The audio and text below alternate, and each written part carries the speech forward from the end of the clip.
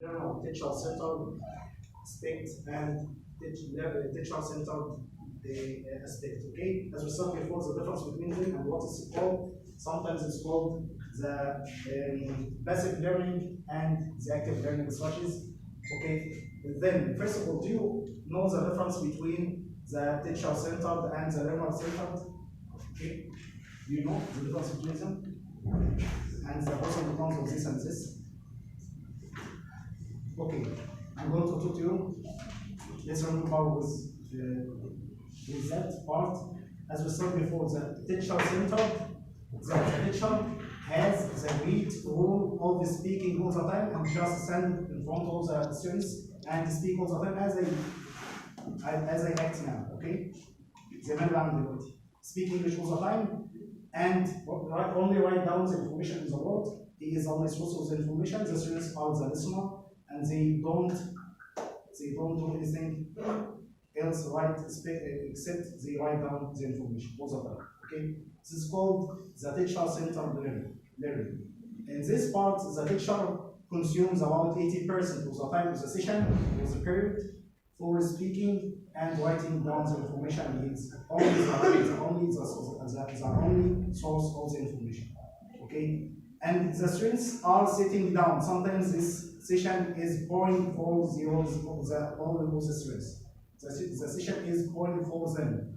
Okay? And the interaction between the teacher and the students is very, very weak. And the teacher, when he is going to make his assessment for the student, he makes all assessment for all the students in the same way and in the same direction, and he does not take in mind how to differentiate between the different learners.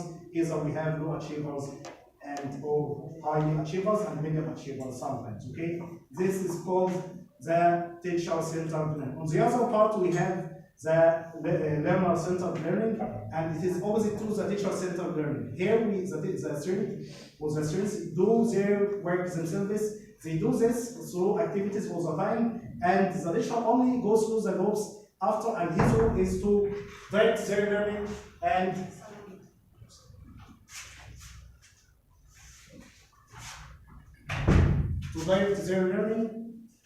and monitor them and give them the feedback and also make groups and worksheets sometimes. Okay, and the role of the students takes about 80%.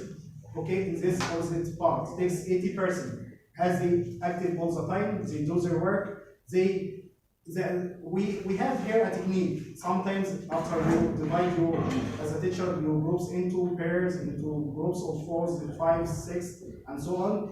Then you can make a self-assessment sometimes, or peer assessment. Okay. Then after you distribute the different worksheets among the students, you can take or interchange the worksheet with Ahmed, with Ali, interchange them, and he can correct his answer. Okay, after you are going after the end of the activity. Okay, this is called peer correction or peer assessment. Okay, then in this type of learning, the students are active all the time. The students are active all the time. And the role of the teacher is only to direct their learning. About 30 or 20% of the teacher, the role is for the teacher and his time. And this encourages what is called the learner autonomy, or the independence of the students inside the classroom. And this encourages group working, and this is the aspect of our world for today. Okay, this is the first part, which is called teacher-centered learning and learner-centered learning, the comparison between the two, as we said before. This is the first part. Also, let's turn to another part as we said before. Do you have any questions? I'm going to make a sum up for what you said before. بعمل sum up the difference between teacher-centered and learner-centered. In the teacher-centered, the teacher saves the time, but he do a great effort all the time. And on the other side, the student only write down and he does not do any effort. Okay, this is the difference between them. Okay, you have any problems with that? Let's turn to what is called classroom management.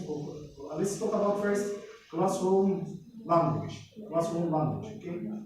As we said before, that the English language is a medium between you as a teacher, math teacher, or science teacher, and the other students also. Okay. And then, as a teacher, you must at least have the simple language you can use to go through the activity and to go through your session all the time. But with the beginners or the students who start with you first, for the first time, like grade 1 or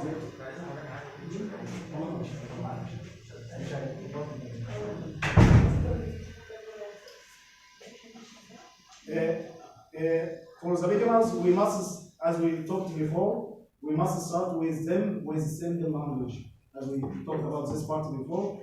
For example, instead of telling the students stand up, you can say to them stand, okay, and you can use the gestures like this, the symbols, you can use your hand, and say to them stand up instead of stand, okay. Also, you can use another part, except of saying simple language, you can use them the symbols or gestures all the time. And you must learn them how to use the language. You can write down the language or the simple expressions on a board and hang it on the wall. But this is called sometimes word wall. Okay, you can write down the expressions you can use as we have now. Good morning. This is for open your book, change your page, turn to page, move on to activity number, keep quiet, pay attention, listen to me carefully. If you have any problems, you can raise your hand as a gesture. We can use this as if we want to go to the bathroom, he can use this expression. Yes, this symbol can be used to express.